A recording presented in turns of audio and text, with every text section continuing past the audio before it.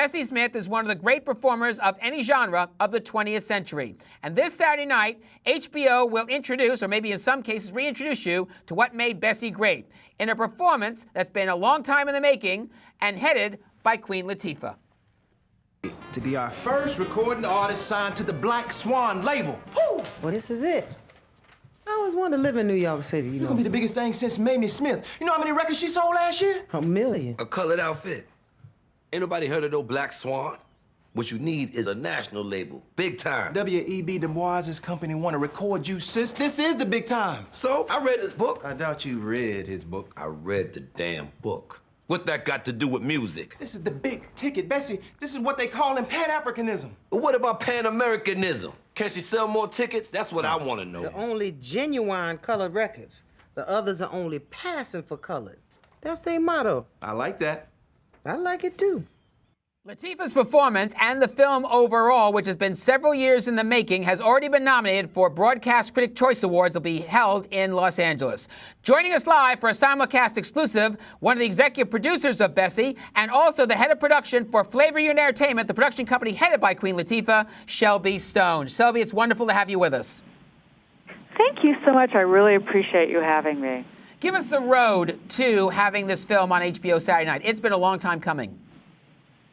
It's been 22 years in the making. I bet not a lot of people get to say that out loud. So it all began with the legendary producing team of Dick Zanuck and Lily Feeney Zanuck. Lily happened to be watching MTV 22 years ago, saw a young woman, Queen Latifah, on a program, and then saw her music video and thought, you know what, she could be Bessie. And Dick and Lily had her come out to L.A. with her longtime business partner and manager, Shakim Compere. She auditioned. The audition for that, when she was so young, is up on the HBO website. I recommend people seeing it because Latifah will tell you at that point she'd never heard of Bessie Smith. She was a young rapper, and she kills it. She sings. Her audition's amazing. And Dick and Lily Zanuck stuck with her through numerous studios. I think it was at half of the studios in town over the 22 years. And then finally, it went to HBO. I had participated in a film with Shakim and Dana called Life Support that she had done for HBO, where she won a Golden Globe and a SAG award, and we'd been nominated for many things, have a great relationship with HBO. Len Amato was then coming in as the new president about 7 years ago. They picked up the film and Turnaround from MGM, and we started on the current path that's landed now in the movie. What makes Queen the ideal Bessie Smith? What does she bring out of that person that people should know? I think what was unusual for the time that Bessie lived is that it wasn't the time of very organized record labels where they were pumping out acts and they were developing people and giving them a script of how to say, how to speak to the public, how to dress, what to do. That was a much later era. What's so great and what has a direct parallel to the rap music business that she came from is that she wrote her own songs, she ran her own company. Bessie had her own dancers. Everything was she was a self-made businesswoman as well as an artist, and that's those parallels with the rap music business in the day when Latifah came up are absolutely the same. And you had to self-promote in order to get anything. So when you see Bessie Smith, they do bear a physical resemblance. Bessie was, unlike Ethel Waters and some of the other entertainers, she was not tiny, she was not a zero. She was a big-boned woman, she was tall, and she, had this kind of real physical presence. And anyone who's watched Latifah since the beginning of her career can attest to the fact that she was 18 and decided she was Queen Latifah. She stood up for the voice of women in a way that hadn't been represented in rap. Unfortunately, isn't represented in rap that well right now. But she stood up for the rights of women. She was a queen. She believed and still believes in, a strong female voice, one that honors itself. And when you see that, and then I'm telling you, when you look at this brilliant audition from when she was a young woman, very young woman, had never acted at all, you see for yourself there wasn't anybody else who could have ever done it, which is why Dick and Lily Zanuck never wavered in all of that time. And a little later on this half hour, we're going to have a performance from the film with Latifah singing a terrific Bessie Smith classic tune. If you're looking for some joy this afternoon, you're going to get it in a matter of minutes. This is also, Shelby, a fascinating story because of two other people that were involved in getting this film made.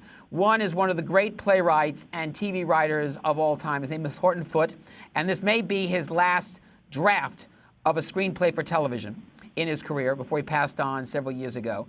The other is there's a new director on the rise named Dee Reese, who has caught the attention of Sundance folks for her work, that really this could be her breakout as a TV director. Oh, I think Dee is one of the great new talents on our horizon in film as well as television.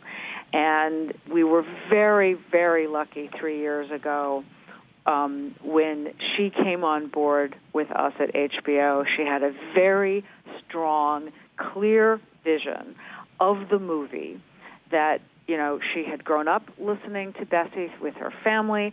She really had this vision of the film, an unapologetic woman.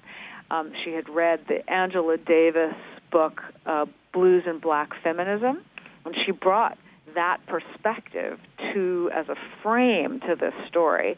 And then, is an extraordinary director with such a clear vision. And, the great news is that we had her at our helm, and, her vision and this idea of who Bessie was and the life that Bessie lived as a way to guide us through the movie, which she also wrote.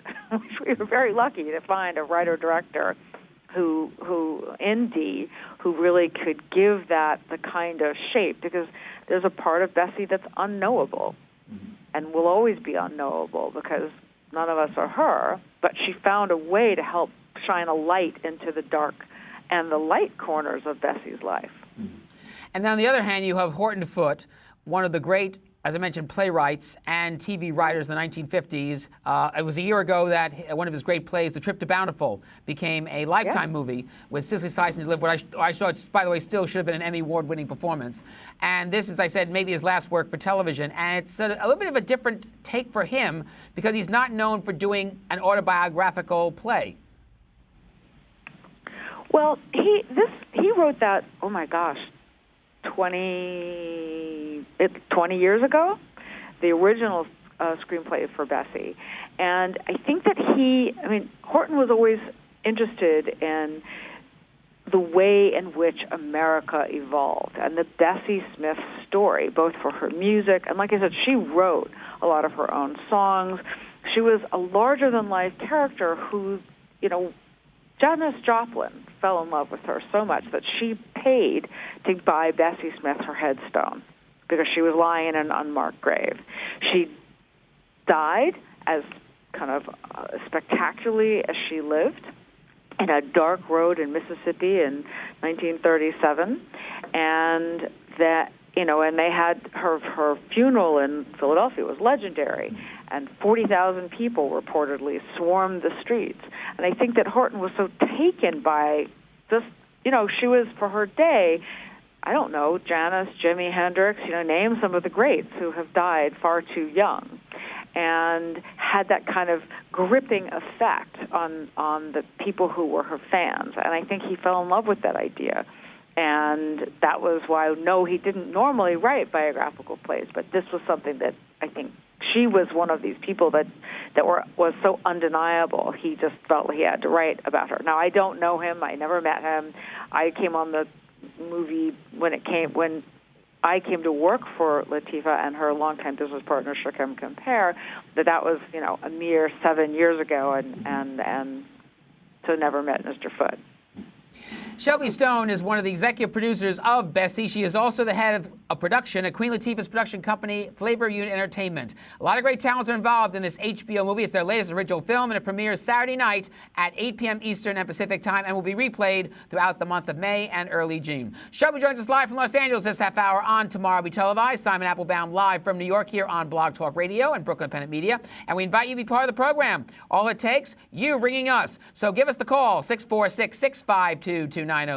Or use our chat room, Simon Apple 04 by name, that's 1327. And Rick, our friend from Philadelphia, in the room. Friday on Tomorrow Be Televised, Leslie Grief, the executive producer of the new History Channel miniseries Texas Rising, which premieres on Memorial Day night. He will be my lead guest on Friday's program. And 3 years ago, it was his production company, Think Factory Media, that instituted what was one of the major television shows of recent history, Hatfields and McCoys. It made history running on Memorial Day night.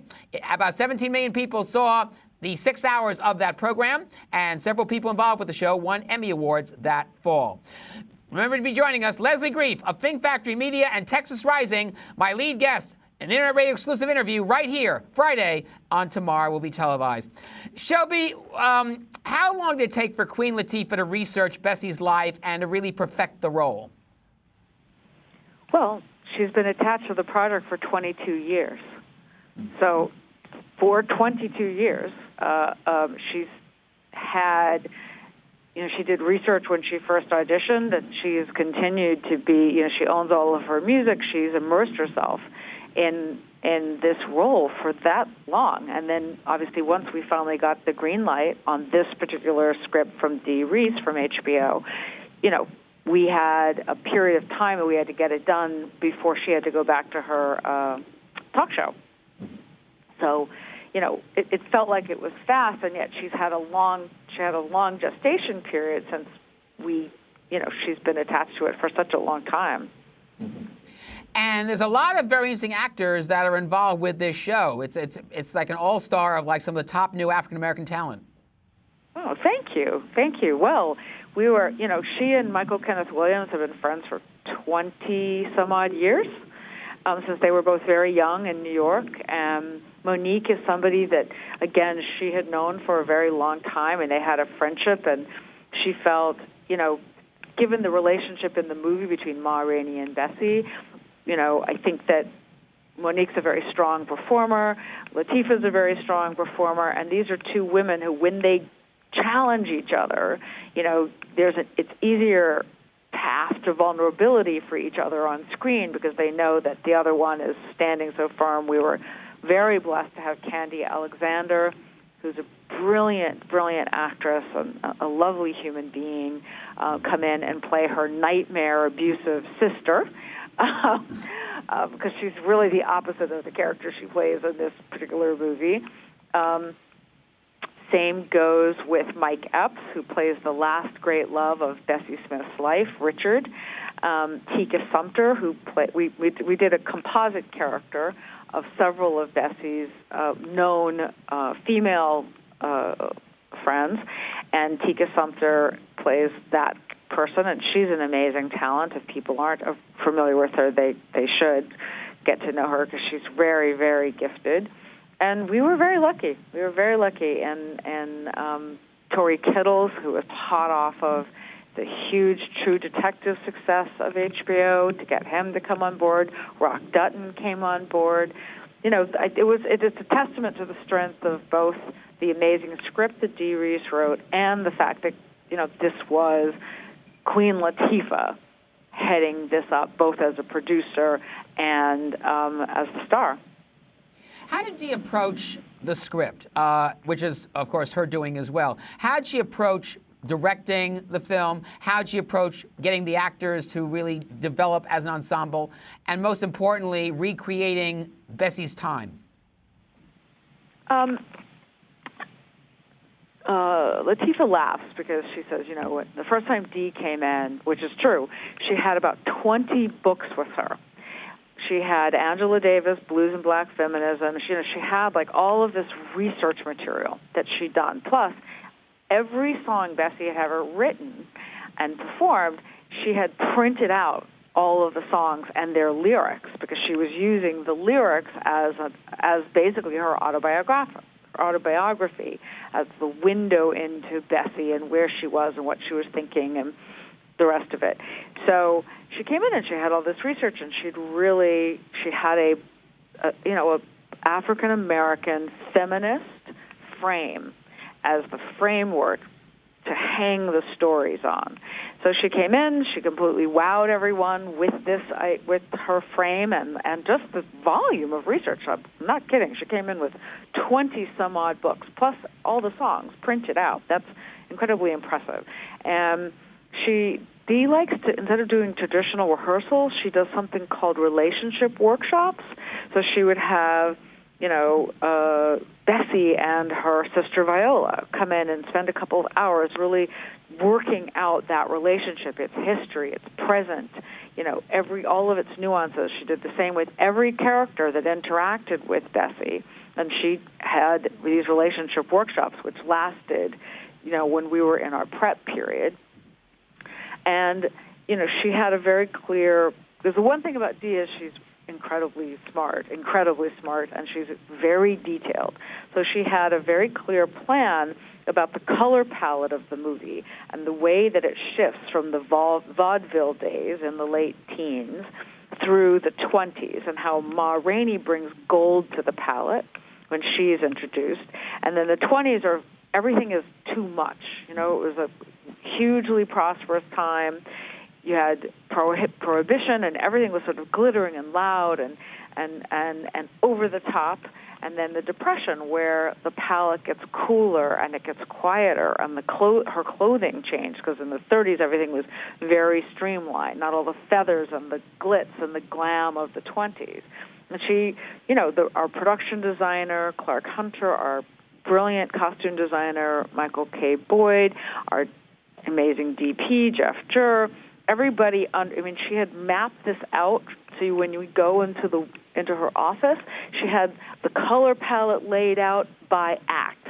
So the first act was one kind of, everything sort of jarring. The 20s, which was feathers and glitz and glam and loud, and then the 30s. And everyone, you could go in and you would understand exactly both the color map, the emotional tonal map of the movie. It was so impressive. We have a call coming up, but right now, get ready. Whether you're watching or listening, some joy is about to come into your life. All you need to know is Queen Latifah as Bessie preaching the blues. As I turn my head, I loudly say, preach them blues, sing them blues, certainly sound good to me. I've been in love for the last 6 months, ain't done worrying yet. Moan them blues, holler them blues, let me convert y'all south. 'Cause just a little spirit of the blues unite. Let me tell you, girls, that your many treat you right. Emmy people, take notice. Rick Webb from Philadelphia is on the line. Rick, we only have a few minutes remaining, so go right ahead with your question. Hi, Shelby. I Hi. read an interview that you did, and you had mentioned that you were considering doing some, reworking some Bollywood films. I found that kind of interesting. I was wondering whether you're still working on that and what you were considering doing, like a mashup or something like that, Americanizing it a bit. Okay, Rick, we're going to cut you off so that Shelby can answer. Shelby got 30 seconds. Go ahead, Shelby. Okay. I don't recall talking about doing any Bollywood films. I'm sorry, but I would love to, and I think it would be fun to figure out how to do them and to Americanize them, as it were, because they're fabulous.